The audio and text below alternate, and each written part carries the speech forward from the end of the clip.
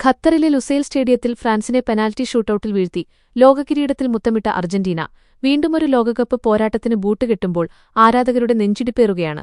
3 വടക്കേ അമേരിക്കൻ രാജ്യങ്ങൾ സംയുക്തമായി ആതിഥേയത്വം വഹിക്കുന്ന പുതിയ ലോകകപ്പിൽ നിലവിലെ ചാമ്പ്യന്മാർ എന്ന തലക്കനമില്ലാതെ എന്നാൽ കിരീടം നിലനിർത്തുക എന്ന ഒരൊറ്റ ലക്ഷ്യത്തോടെയാണ് സ്കലോണിയുടെ സംഘം അങ്കത്തട്ടിലേക്ക് ഇറങ്ങുന്നത്. മരുഭൂമിയിലെ മണ്ണിൽ ചരിത്രമെഴുതിയ നീലയും വെള്ളയും കുപ്പായക്കാർക്ക് ഇത്തവണയും സാധ്യതകൾ കൽപ്പിക്കപ്പെടുന്നുണ്ടെങ്കിലും വഴികൾ അത്ര എളുപ്പമല്ല.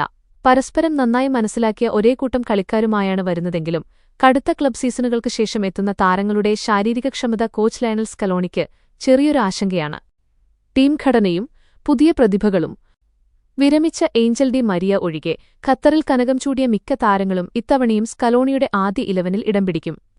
പരമ്പരാഗതമായ 4-3-3 ശൈലിയിൽ ശക്തമായ പ്രതിരോധവും പന്തുകൾ കൃത്യമായി കൈമാറുന്ന ചടുലരായ മധ്യനിരയുമാകും ടീമിന്റെ നട്ടെല്ല്. 3 ലക്ഷത്തോളം സന്തുഷ്ടരായ ഉപഭോക്താക്കളും 2 ലക്ഷത്തോളം തിമിര ശസ്ത്രക്രിയകളും പൂർത്തിയാക്കിയ മലബാറിലെ ഏക കണ്ണാശുപത്രി Al Salama high hospital, hospital road, Perinthalmanna. മുന്നേറ്റത്തിൽ ലയണൽ മെസ്സി തന്നെ നായകനായി നയിക്കുമ്പോൾ ജൂലിയൻ അൽവാരസും യുവതാരം തിയാഗോ അൽമാഡയും അദ്ദേഹത്തിന് മികച്ച പിന്തുണ നൽകും.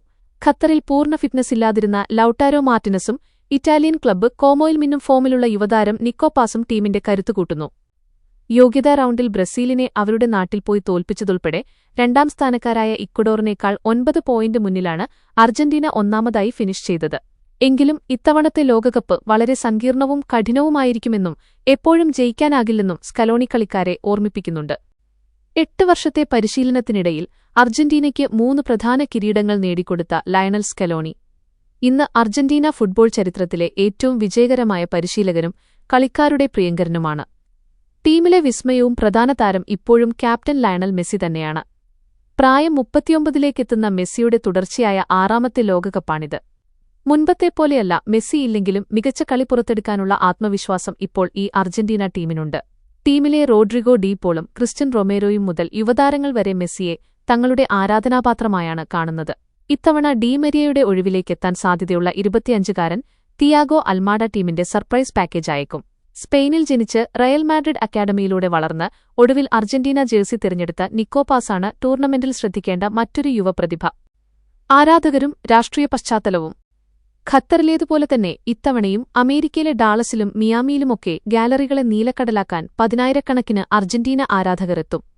സുരക്ഷാ കാര്യങ്ങളിൽ അമേരിക്ക വളരെ കർശനമായതിനാൽ സ്റ്റേഡിയങ്ങളിൽ അക്രമസംഭവങ്ങൾക്കൊന്നും സാധ്യതയില്ല. പകരം ആവേശകരമായൊരു ഫുട്ബോൾ പൂരമാകും ആരാധകർ സമ്മാനിക്കുക. അമേരിക്കൻ പ്രസിഡന്റ് ഡൊണാൾഡ് ട്രംപും അർജന്റീന പ്രസിഡന്റ് ഹാവിയർ മിലെയുമായുള്ള അടുത്ത സൗഹൃദവും മാർച്ചിൽ മെസ്സി വൈറ്റ് ഹൌസ് സന്ദർശിച്ചതും രാഷ്ട്രീയ വൃത്തങ്ങളിലും ചർച്ചയാണ്. എങ്കിലും കളിക്കാർ ഇത്തരം രാഷ്ട്രീയ കാര്യങ്ങളിൽ നിന്ന് കൃത്യമായ അകലം പാലിക്കുന്നു. വമ്പൻ താരനിരയും മികച്ച ഫോമും ഒത്തുചേരുമ്പോൾ ജൂലൈ 19-ന് മെസ്സിയും സംഘവും ഒരിക്കൽ കൂടി ലോകകിരീടം ഉയർത്തുമെന്ന പ്രതീക്ഷയിലാണ് ആരാധകർ. ലയണൽ മെസ്സി എന്ന നായകൻ യാതൊരു സംശയവുമില്ലാതെ പറയാം, ഇന്നും ലോകത്തിലെ ഏറ്റവും മികച്ച കളിക്കാരനും അർജന്റീനയുടെ പ്രധാന താരവും ലയണൽ മെസ്സി തന്നെയാണ്.